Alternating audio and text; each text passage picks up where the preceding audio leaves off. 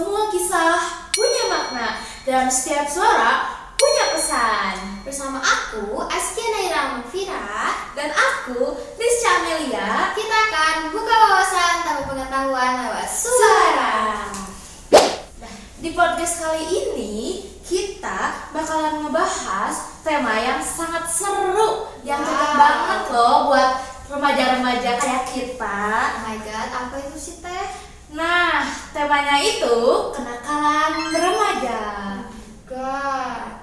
Oke, dan hari ini kita kedatangan tamu spesial kita, yaitu Pak Syatori. Di sini, Pak.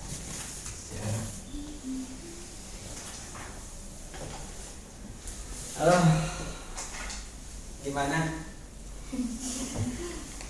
Halo Pak, apa kabar? Alhamdulillah baik. Alhamdulillah. Selamat pagi semuanya. Gimana?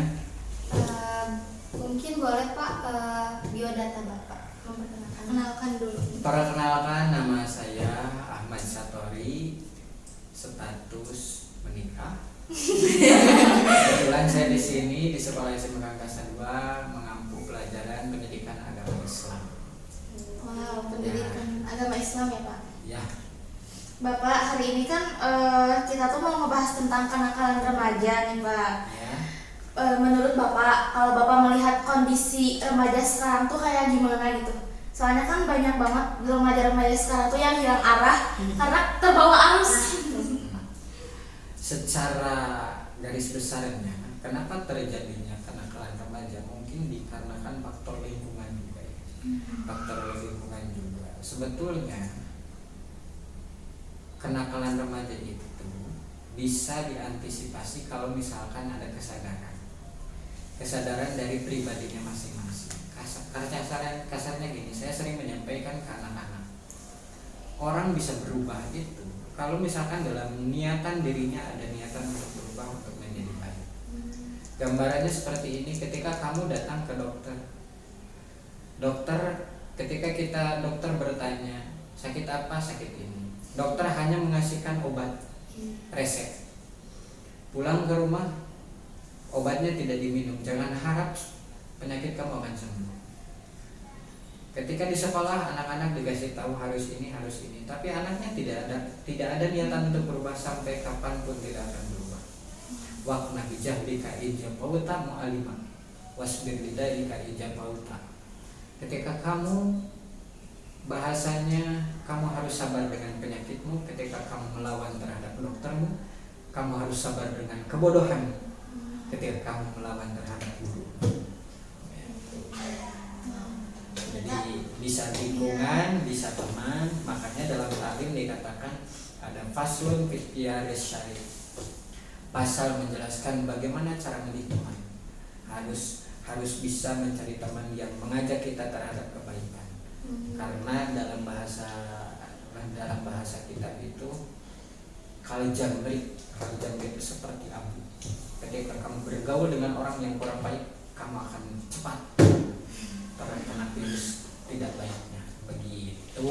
Berarti emang harus dari diri kita sendirinya ya Pak? Dari kita sendiri. Kalau misalkan niatnya baik, meskipun kalian dalam lingkungan apapun itu tidak akan terkena virus. Benar gak? Benar. Contoh gini, kamu masuk ke suatu lingkungan, di sana anak-anaknya nakal semua, tapi ketika dalam pendirian kita baik, kita pasti baik. Iya sih Pak, benar. Benar kan? Tergantung kitanya. Tergantung kita. Terus apa lagi? Oke. Sebagai remaja kan kadang kita juga menghadapi tekanan di lingkungan dan juga pergaulan. Nah, menurut Bapak, apa saran agar kita tuh tetap bisa menjaga diri? Menjaga diri. Tadi itu kamu harus bisa memilah dalam arti memilih teman. Mana teman yang bisa mengajak kita untuk positif, mana teman yang bisa mengakibatkan terhadap negatif. Meskipun kita harus berteman dengan siapa saja, iya betul. Tapi apakah kita kuat dengan keadaan seperti ini? Kalau misalkan kita berteman dengan siapapun, kalau misalkan kondisi kitanya labil, Kalau misalkan kasarnya imannya sudah kuat, ya is okay lah. Kalau misalkan masih lemah, kita mungkin bisa terbawa arus. Makanya kita harus pintar-pintar memilih teman dalam lingkungan dimanapun. Bapak, kalau misalkan ada teman yang kita teh udah tahu itu salah, terus kita tuh nasihatin, tapi teman itu teh kayak seolah-olah ke kitanya tuh apa sih so asik, tapi kan niat kita tuh baik, terus malah kita yang kena semprot gitu. Ya nggak apa-apa, kewajiban manusia itu mengajak, memerintah. Tidak ada kewajiban untuk merubah orang. Seperti layaknya ketika Nabi mengeluhkan. Ketika Nabi mengeluhkan, ya Allah, kenapa ini umat? Apa kata Allah? Kamu jangan mikirin. Yang penting kamu menyebarkan agama. Terlepas orang tersebut merubah atau tidak, itu urusanku, masalah hidayah. Kewajiban manusia itu mengajak, memerintah. Orang tersebut mau diajak atau tidak, dalam arti mau menerima atau tidak, itu bukan urusan kita. Yang penting kita mengajak. Iya, begitu. Kalau rata-rata Pak, remaja sekarang tuh kan kata Bapak tadi ya, tergantung pertemanan. Nah, kita tuh misalkan udah ngejaga banget dari kita tuh kayak, tapi tetap kan kita tuh selalu ke bawah arus.